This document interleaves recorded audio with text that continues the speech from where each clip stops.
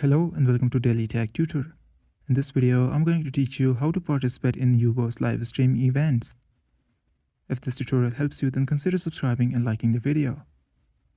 To join Yubo's live streaming events, start by opening the app and heading to the Live tab, which is the last one.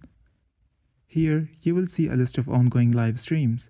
Currently, there is no events ongoing, but when there is an event, there will be banners for it and you will definitely notice it. Now tap on any live stream to enter and start watching. If you want to interact, you can send messages in the chat. You can also react with emojis or even request to join the stream as a guest if the host allows it. To participate in official Yubo events, keep an eye on event announcements in the app or on Yubo's social media pages. Some events may have themes, challenges, or giveaways, so be sure to check the details before joining. If you want to start your own live stream, you can do that as well. Simply tap the Go Live button, make sure to give the app all these permissions and then tap on Continue and you will be live streaming just like them.